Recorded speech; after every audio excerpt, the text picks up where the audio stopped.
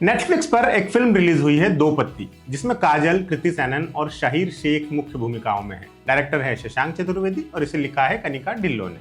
कृति और कनिका ही इसकी प्रोड्यूसर्स भी हैं। नेटफ्लिक्स ने इसे रोमांटिक थ्रिलर कहकर एडवर्टीज किया है।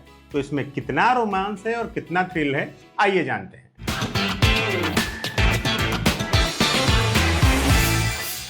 जैसा कि तमाम रिव्यूज का दस्तूर होता है, शुरुआत कहानी का जिस्ट बताने से करते हैं। फिल्म उत्तराखंड के एक हिल स्टेशन देवीपुर में घटित हो रही है।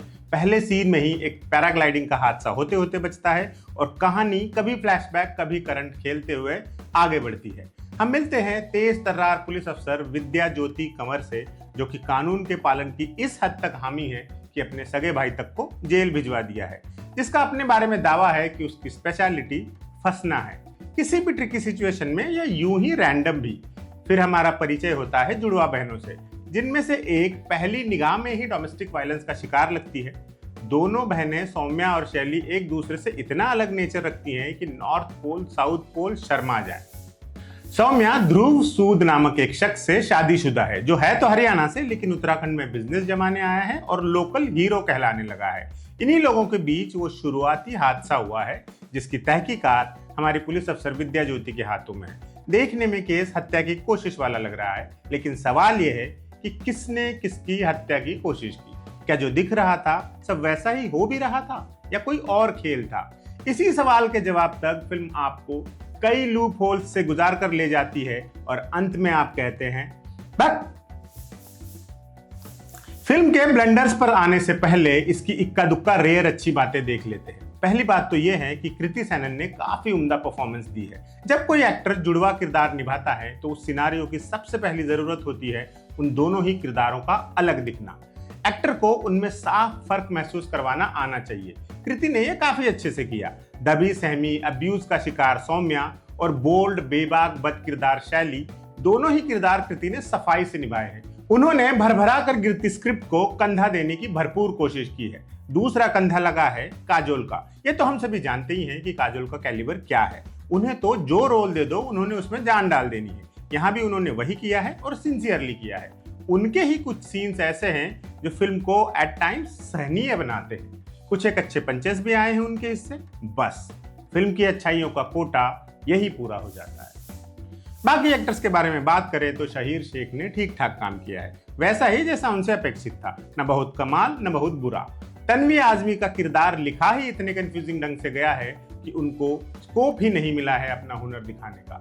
छोटे से रोल में विवेक मुशरन की भी हाजिरी है, जो कि बस है। ब्रजेंद्र काला तो खैर वेस्ट ही हुए हैं।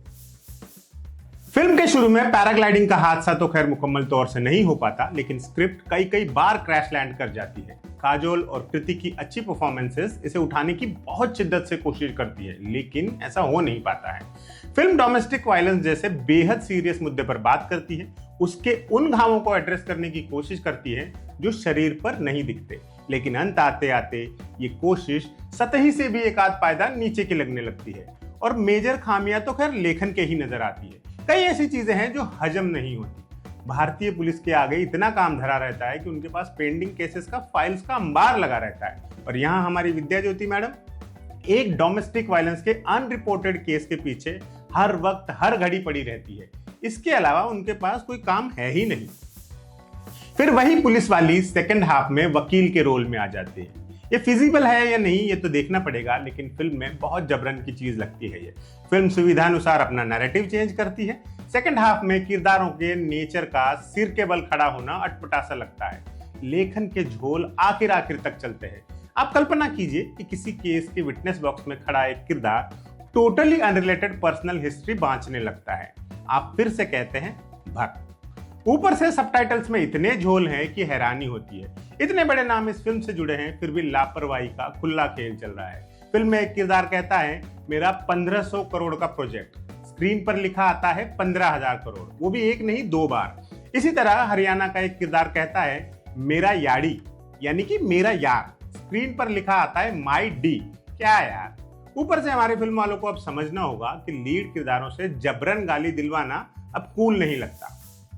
कुल मिलाकर इस रोमांटिक थ्रिलर में न रोमांस है, न थ्रिल है, न सेंस है, न सलीका।